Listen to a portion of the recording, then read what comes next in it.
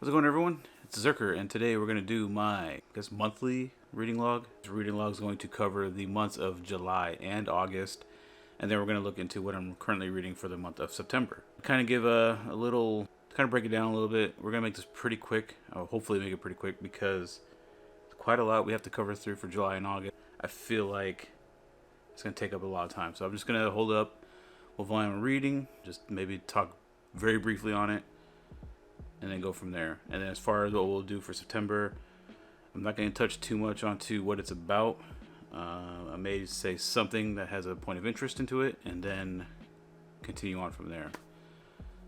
So, with all that said, let's cut into what I read through the months of July and August. To start off for July and August reading log, we'll go ahead and start with Demon Slayer Volume 23. This completes the whole series for Demon Slayer. I really enjoyed this particular series. The only thing I have, I guess my biggest complaint with this series is the artwork, especially when it came to like the fighting scenes. There was so much chaos in the fight scenes with the lines for the drawings that it was really hard to kind of picture how the fight, like when you picture a fight in these in the mangas and like you kind of visualize it, it was very hard to do that with the drawings that this manga has. But I did enjoy this no matter what, and I'm kind of sad and happy it ended. I think it was a good ending, but I think it could have gone a little bit longer. Next up, we have The Elder Sister Like One. I read all 4 volumes. I believe this is what's still currently out. It is a supernatural softcore horror, I guess, or soft horror. I don't know if it's something I'm necessarily going to continue reading right now, but it was a fairly enjoyable read. I just don't know if it's something I want to personally continue on reading with. We also read Call of the Night, did volumes 1 through 3. This is a great rom-com, vampire rom-com. The artwork in this is actually really good. And first volume, I will admit, was a little tough for me to get into. But once we hit volume 3 here, it definitely solidified its spot in my collection.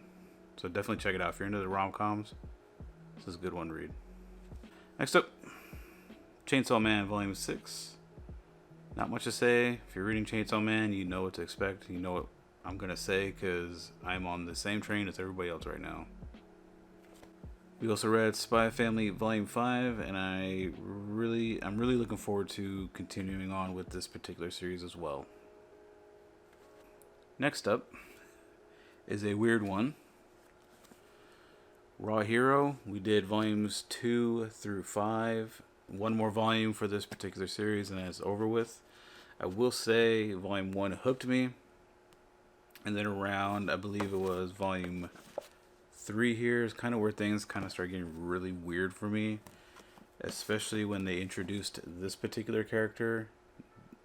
That's just when things got absolutely bizarre, and I feel like, and I could be wrong, but this is just a feeling that I have, Akira Hiramoto is just getting tired with doing this particular kind of series.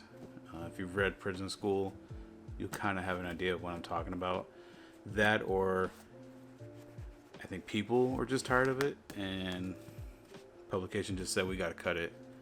So we'll see how it wraps up. But I was thoroughly enjoying it, even though it was getting really awkward and weird.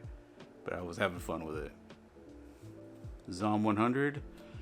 We did volumes 1 and 2, and this was a fun little comedy zombie manga. So if you're into that, I just feel like Shaun of the Dead, and you enjoyed that, this is definitely one that you should pick up. So next up, we did Pleasure and Corruption, volumes 1 through 3. This is a fairly interesting manga that kind of dabbles into shibari a little bit, and submission and dominatrix, or submission and domination, or BDSM. So if you're into that, if you're curious about that, or if you read something like Tsundeime a little bit, then check this one out. So next up, we did Inside Mari, volumes 1 through 7. This is a Oshimi work. It's one I'm really enjoying, and I'm looking forward to seeing how it's going to end. I haven't read enough Oshimi work yet to really say if this one is a good starting point for you. I would still say Happiness is a much better starting point into Oshimi's work, because that's the one that's not as weird, I guess, from some of the other ones. But yeah, Inside Mari has been a good read for me so far. And another Oshimi work that we read was Shino Can't Say Her Name. This is a one-shot. It would have been a lot better if it had an additional volume to it, maybe even 3 volumes, but at least one more. This one kind of ends really quickly, and I think this is probably his weakest piece of work that I've read. Grand Blue Dreaming, Volume 13. All I can say is, if you have not checked this one out yet and you love comedy, you need to hop on this. At least check out the anime if you don't want to read it. It's basically about a diving club and the antics that they get into, and it is absolutely hilarious. So check it out. This next one I think is one that should be more popular than it is, but I think people are sleeping on it personally. It's Boys Run Riot. This is volume 1. It's about transgenderism. The manga themselves is transgender. So I feel like a lot of the situations and the struggles that are in this were experienced by the manga themselves. It has been an awesome read. I am looking forward to continuing this series. Mobile Suit Gundam Volume 1. This is a series I'm just checking out. So far, Volume 1 has done enough to keep me interested, and we will see how later volumes do in the coming part of the video. So that covers up my July-August reading log. You know, looking at the sack, it feels like I read a lot, but it wasn't a whole lot because a lot of it was just series that are currently serializing. So now we're going to look at what I'm going to start reading or already have read through September so far. Alright, to kick off our September reading log. The maid I recently hired is mysterious. I have no clue, other than that there is a maid in this, and I happen to love maids for various reasons. But one thing that did draw me into this particular manga was any panel that features the maid, she has her pupils or her eyes colored in purple.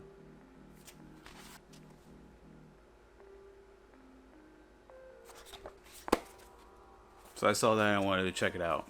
So we'll see how it goes. Miruku-chan Volume 3. This is a nice little horror manga, but it's not horror in the sense that you're getting like spooked out. It's kind of different, I guess.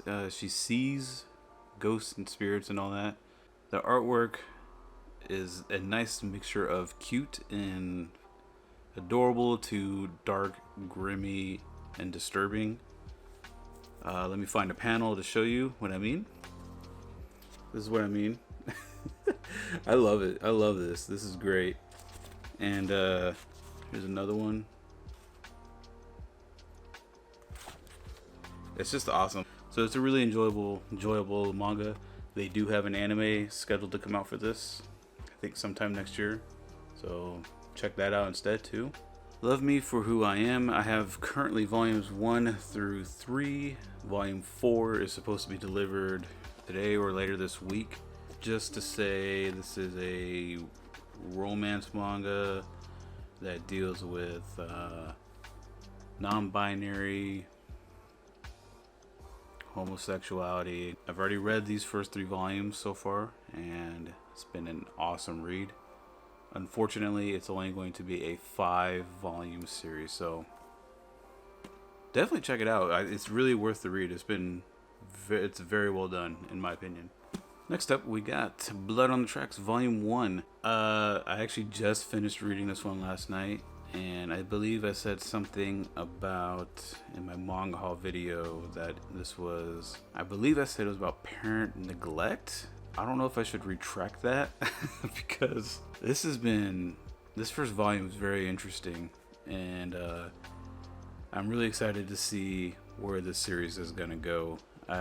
Once I finished reading this last night, I actually ordered what I could on Amazon to be delivered later this week, so we'll see. I gotta get all the series that have been out, or all the volumes that are out, and then I can continue on with this. Pluto Volume 1. This one I will crack into tonight, actually. And I'm not 100% certain on my facts for this. From my understanding, though, this takes place in the same universe as Astro Boy did. It's like a murder mystery. Could be wrong. And if I am, just let me know. Yell at me. I'm cool with that. But yeah, we're going to read into this, see how it goes, and if it's good, I'll try to start looking into buying the rest of the series. Volume 2, Boys Run the Riot. Really excited to see where this is going to go, especially after reading Volume 1. I'm very, very excited to see where this series is going to head down to. Zom 100, Volume 3. If you like comedy, Zom 100. If you like zombies, Zom 100. If you like Shaun of the Dead that combines zombies and comedy, Zom 100. Give it a shot. And lastly, volumes 2 and 3 of Mobile Suit Gundam Thunderbolt. These are the make or break it for me as far as Thunderbolt is concerned. If these two volumes, or if these volumes 1 through 3 don't hold my attention or keep me interested in the series, it's done. I'm not going to bother with it, but I'm excited to see how this goes. So that covers up my July and August logs that I read, and what I'm potentially going to read through the month of September. My plan is, I kept it a little low because when I got Pluto and Blood of the Tracks delivered to me near the end of August, I had a feeling that if I was going to enjoy reading those, that I was going to buy the rest of them, or what I could buy. And that's exactly what happened as far as with Blood on the Tracks. It's probably going to happen with Pluto if it's anything from the hype that I've heard. So I kept it a little low just in case if I did end up able to get volumes after Volume 1. In the event that I can't do that, I do have some backups. So my backups, in the event that I'm unable to get, let's say, volumes 2 and 3 of like Blood on Tracks or Pluto or whatever, or I just can't get them in time because they're out of stock, I do have backups, and those are going to be Gantz or The Tomb. I haven't exactly decided which one I wanted to start reading just yet, but I do want to start getting into reading through these series.